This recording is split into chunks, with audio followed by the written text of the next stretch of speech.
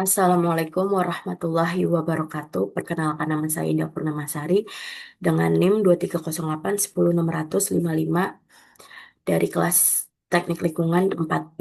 Di sini saya akan menjelaskan SPSS untuk memenuhi tugas mandiri dan tugas ujian akhir semester dengan mata kuliah statistika. Yang pertama itu, ini saya sudah membuka soalnya. Seorang peneliti mengetahui keefektifan penggunaan pupuk terhadap tinggi tanaman tomat. Peneliti melakukan penelitian terhadap pupuk kandang, pupuk kompos, dan pupuk kascing.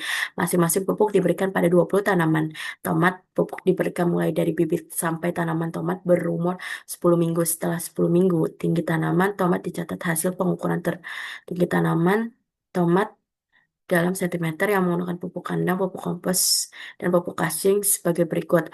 Ini ada tabel pupuk kandang, pupuk kompos, dan pupuk kascing. Nah, di sini kita akan mencari keefektifan yang sama terhadap tinggi tanaman tomat. Sebelumnya kita buka SPSS-nya. Setelah itu, ini data pupuk sama tinggi. Itu sebelumnya sudah saya buat dan ini tinggal disalin ke SSPSS-nya saja. Copy, lalu kita ke sini. Ini variabelnya kita kasih nama X dan Y. Desimalnya kita buat 0. Untuk labelnya itu kita kasih pupuk sama tinggi. Untuk value, ini value 1. Untuk value itu, ini value 1 pupuk kandang.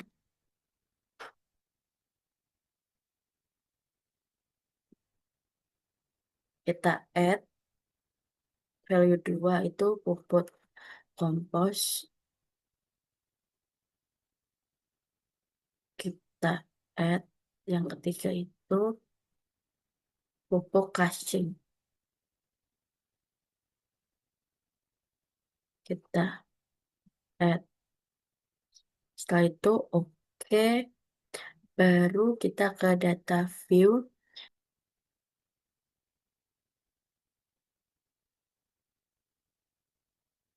Copy. Setelah itu ke ini. Nah,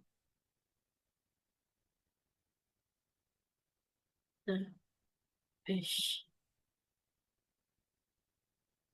Paste. Nah, setelah itu kita ke analisis.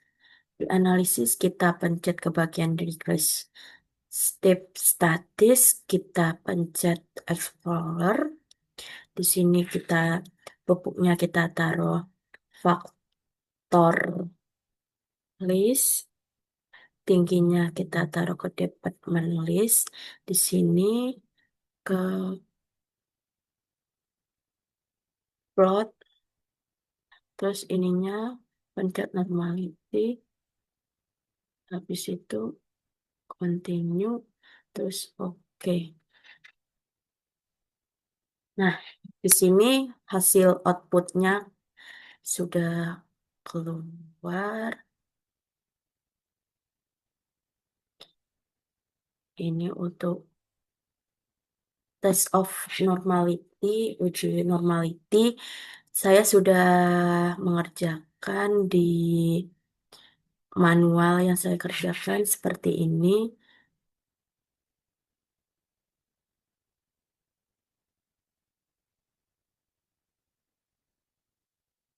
Uji normality itu dapat disimpulkan sebagai acuan utama untuk sampel kecil dan jika P kurang dari 0,05 data tidak normal, jika P lebih dari 0,5 data itu normal. Selanjutnya kita ke analis, terus habis itu ke trace, habis itu ke compare components, terus ke one way. Sini kita pupuknya itu ke faktor, tingginya itu ke departemen. Setelah itu kita pencet OK. Nah, ini untuk output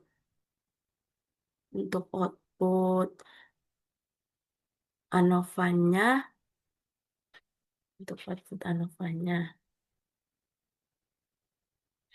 Nah, untuk nomor satu hasil manualnya itu punya saya seperti ini.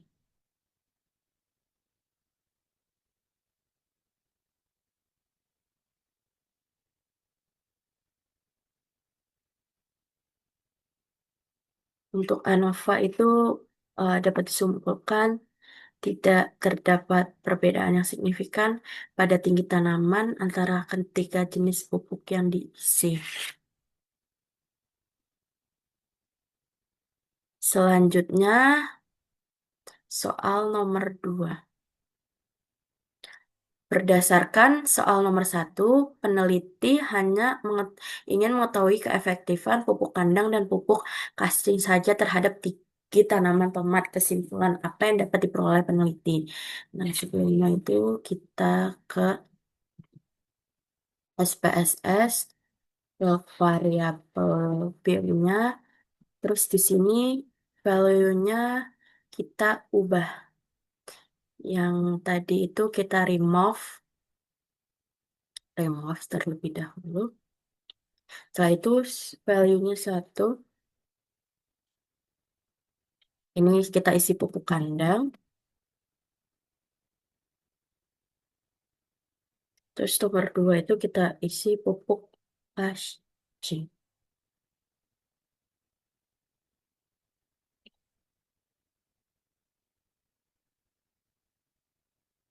Terus setelah itu kita pencet OK. Terus ke data view.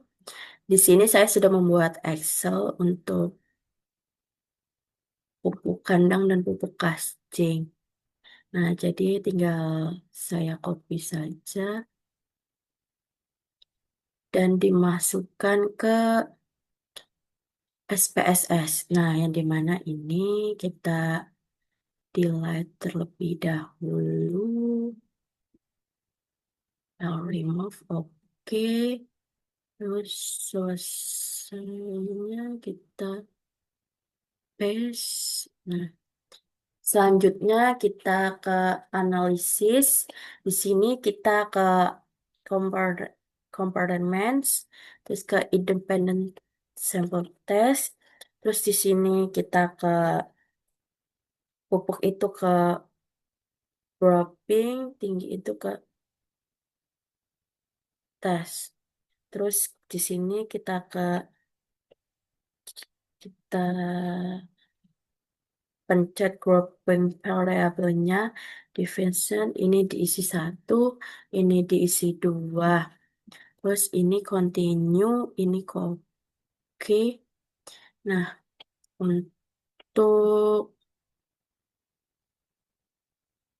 untuk idempentus sample testnya itu seperti ini.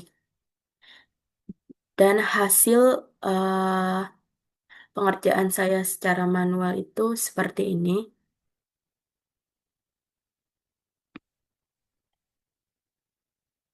Selanjutnya bisa saya simpulkan itu uji hipotesis dua populasi atau uji dua pihak atau uji independent sample test, yaitu varian antar kelompok berbeda sehingga digunakan uji dengan asumsi varian tidak sama. Hasil ini menunjukkan tidak akan perbedaan signifikan pada rata-rata tinggi tanaman antara dua kelompok pada tingkat signifikan 505%, meskipun hasilnya mendekati batas signifikan.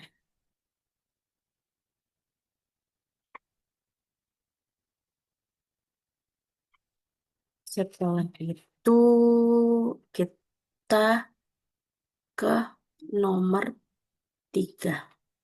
Yang dimana nomor 3 itu ada seorang peneliti ingin meneliti hubungan antara motivasi kerja yaitu X dan kepuasan kerja yaitu Y, pegawai di suatu perusahaan. Untuk mengetahui hubungan tersebut, peneliti menyebarkan angket kepada 20 pegawai perusahaan. Hasil dari pengisian angket tersebut adalah sebagai berikut.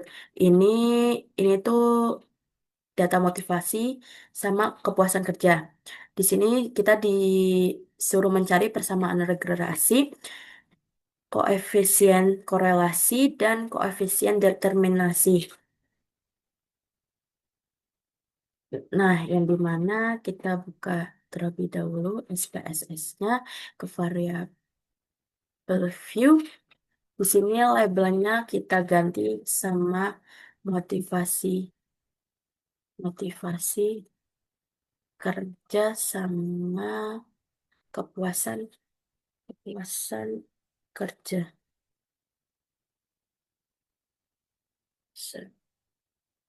Kerja. Terus di sini value-nya,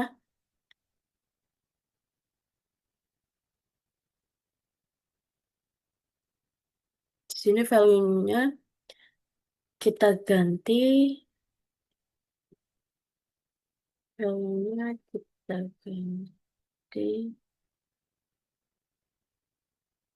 kosongan, terus ini sudah kita masuk ke data view. Yang dimana data view-nya itu datanya sudah saya buat di Excel sebelumnya. Kita copy saja terlebih dahulu, terus copy, masukkan ke SPSS, terus ininya kita delete terlebih dahulu. Oke, kita delete. Sehabis itu kita masukkan ke sini. Nah, terus kita buka analisis. Terus habis itu ke, ke mana namanya?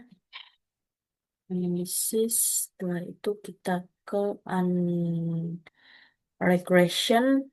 Terus kita ke linear. Terus di sini motivasi kita ke independen. Kepuasan kita ke department. Terus sesudahnya itu kita ke ini ke bagian option, terus kita pencet continue, terus ini kita oke. Nah, ini untuk regression outputnya, koefisiennya ini.